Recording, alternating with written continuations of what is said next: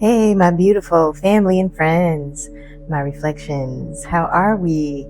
Doing good. Welcome to October, to the spooky season. It is Hoodoo Heritage Month, and that really adds to the spookiness because the veil is thin at this time, especially in late October. And you may definitely feel your ancestors around you, and that's by no accident. I've been tending to my ancestor shrine, making sure that there's candles lit, water for them, fresh flowers, and I burn incense for them. I even leave rolled up loose leaf cigarettes for them, and a sip of something to drink like wine or whiskey, because those are the things that our ancestors enjoyed. So I'll play the gospel music, the blues, the 60s music, the classics, and just hold them and keep them in mind, because I was one of those kids where my grandparents were a big part of my life growing up, and those memories included me running around outside while my grandparents were in the garden tending to their garden, but their hands would be in that dirt and they would be pulling out, what they grew, tomatoes, peppers, things like that, and they'd be putting them in baskets or bowls and bringing them in and washing them off. And those are some of the memories, and a lot of the superstitions, and they would be in church. I grew up going to church with my grandma. She would be rocking the all white. She was the mother of the church, an evangelist, and even though she was very religious in that way, hoodoo seemed to be an everyday part of her life without her naming it that. That is what I learned later that is called. But at the time that I was growing up, I was like, wow, Graham be doing a lot of little funny things, and maybe some would call it superstitious, and others would say that she was doing energy work. And it was the same across the board with the elders who I grew up around. They all grew up in the South by way of Arkansas and Mississippi and Texas, and brought some of those rural or folk traditions to the North, and they all moved to Chicago and converged in Illinois. And so I grew up connected to those traditions, and later learned through reading different books, including this one. This is the 365 Days of Hoodoo by Stephanie Rose Bird, and I'll just read a little quick section of this book. It says, in traditional African societies, many indigenous beliefs center around the lively stories and antics of spirits. Spirits are everywhere, and in everything under the sun. Our mother, our earth, is infused with spirits in her plants, stones, trees, animals, and minerals, as well as in natural phenomenon, including lightning, rain, and running water. The universal energy force is called Ashe. And in parts of Africa, it can speak to us through dreams and signs, which I call synchronicities, and it can cure disease, and it can protect. And through serious and sustained practice comes knowledge and experience that will allow the practitioner to recognize, embrace, and use this energy for enlightening and beneficial purposes. While hoodoo incorporates elements of various religions, including Catholicism, it is not a religion. Anyone can practice it regardless of religious affiliation. The primary concern of hoodoo is not only spirits, but also self-determination, which made it an attractive and enduring fixture of Black culture in the antebellum South. What is hoodoo? Hoodoo is a practice that addresses issues and concerns we all relate to, such as love life, friends and colleagues, work life, money, luck, protection, hex, unhex, justice, and moving. And it also deals with resolving mental, spiritual, and physical health conditions, drawing love and keeping it close, maintaining good spirits and relationships in the home, at work, and in school, attracting luck and protective energies, and setting things right when necessary. Finally, it addresses a significant subject that is as important and elusive today as it was in the distant past: social justice. Okay, there are ways of working toward social justice. In these troubling times, I can see how getting in touch with our Hoodoo heritage will be beneficial.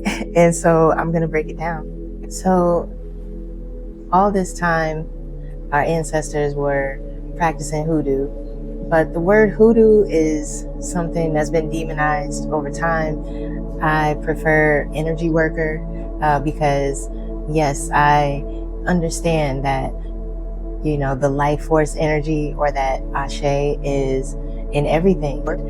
I've just become more sensitive to how that energy shifts and it moves, and it's never still and in one place for very long.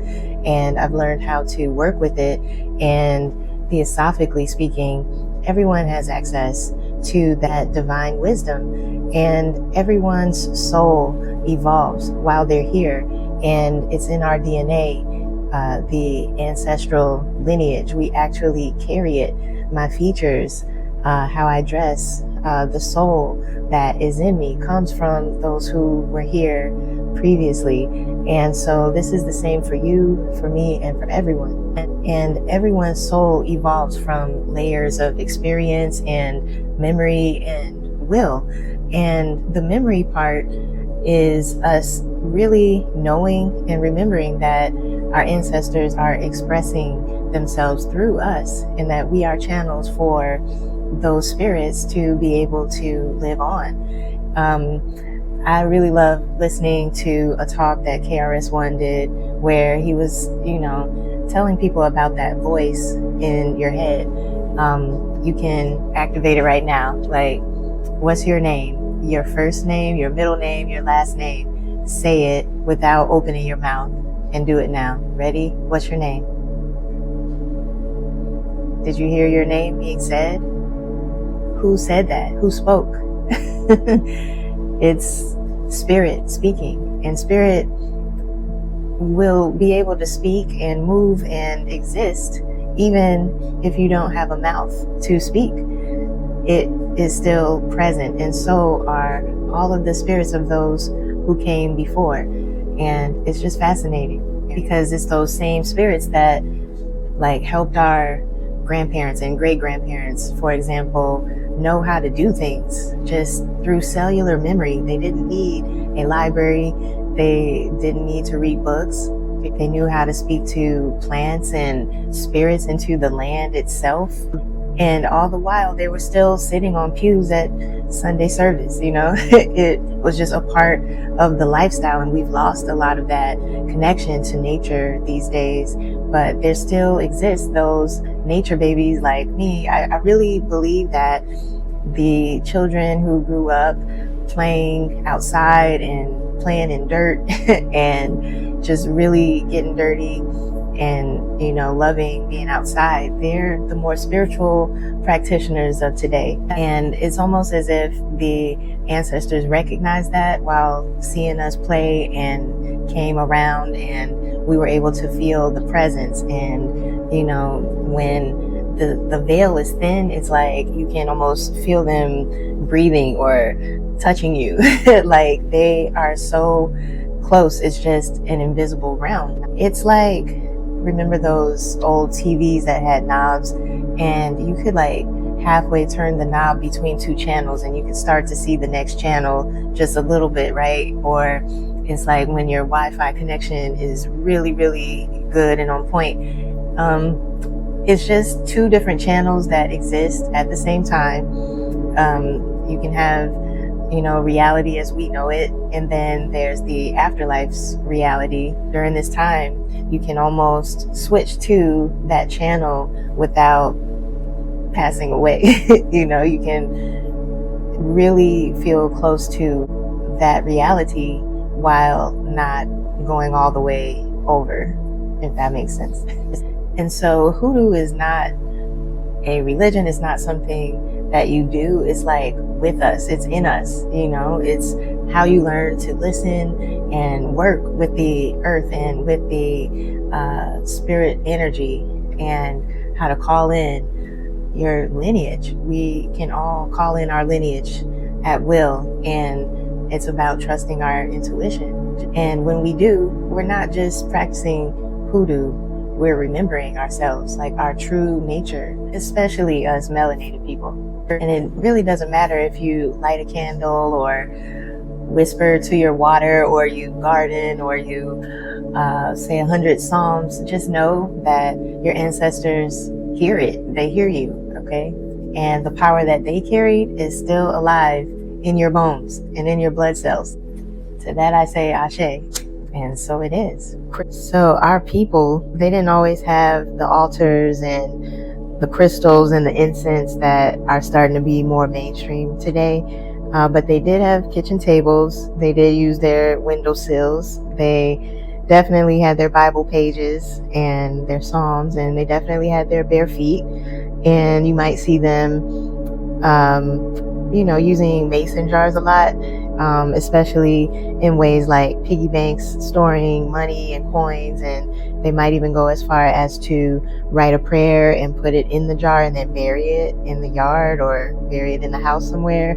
Grandparents may have told you to sit still during a thunderstorm, and they were like, the sky is speaking.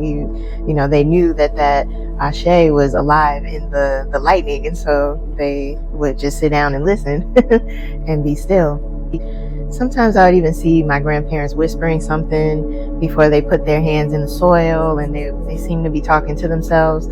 That was hoodoo that they didn't know was actually hoodoo. Or they might even say, like, don't say everything out loud. You never know what spirits are listening. And only now has science started to put it, into scientific terms. Basically with quantum physics, is starting to speak to a lot of the spiritual energies and practices, and they might have certain laws like the law of resonance. And to science, it means one thing, and it's more about syncing the inner world with the outer world and using elemental forces to do it, like earth, fire, water, air, and spirit. They were also using cymatics, which is like rhythm, and hands, tambourines, shakers, feet to stomp, drums, like all of that. They call cymatics in the scientific world now. And they're also working with the quantum field, which is that as above, so below.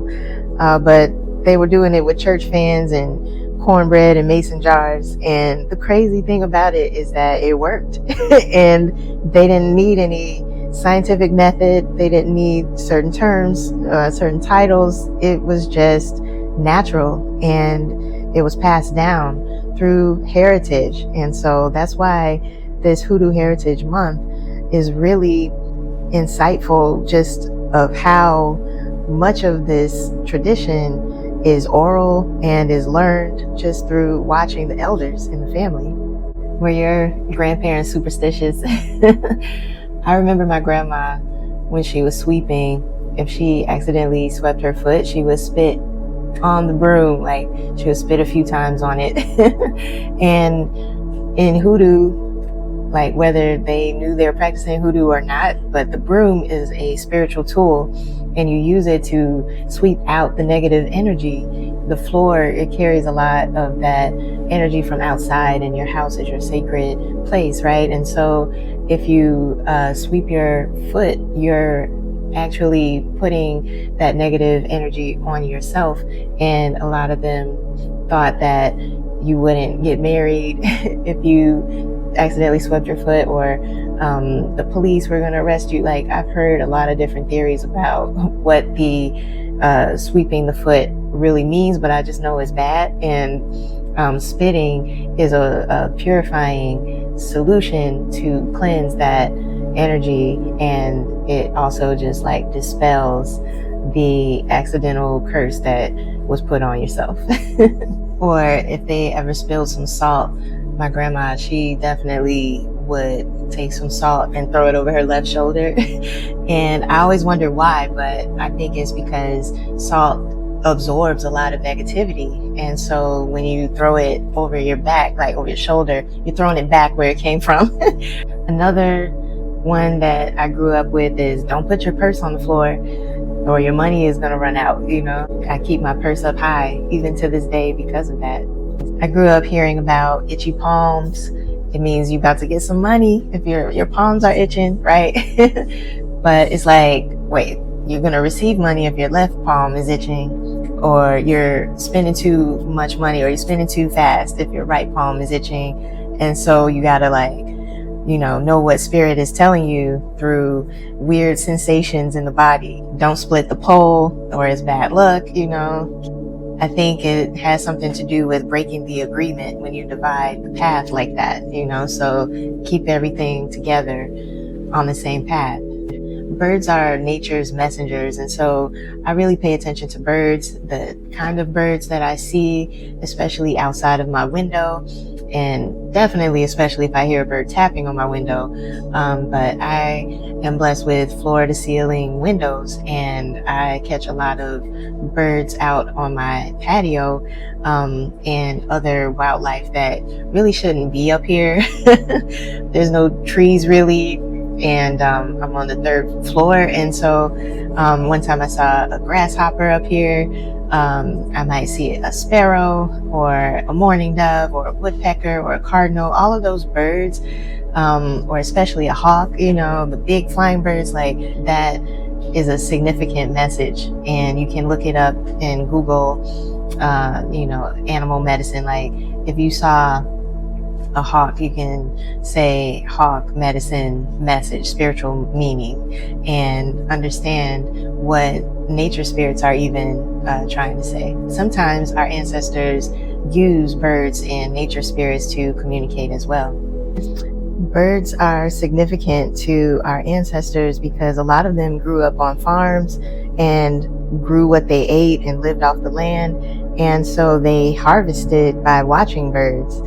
And so they have a lot of knowledge about birds that have been passed on through our lineage and through ourselves, right? They also followed cycles without calendars. They followed the lunar cycles, they planted by instinct. They made tea when the weather started to change. They lived with the seasons, and it's a natural way of being. And so the reason that hoodoo works is because it combines intention and spirit and nature and ancestral backing and a symbolic action. And when you combine all that with respect for your lineage and respect for the land, and you honor the land that you walk on, and you believe in your own spiritual authority, now you can practice a very self-empowering practice daily.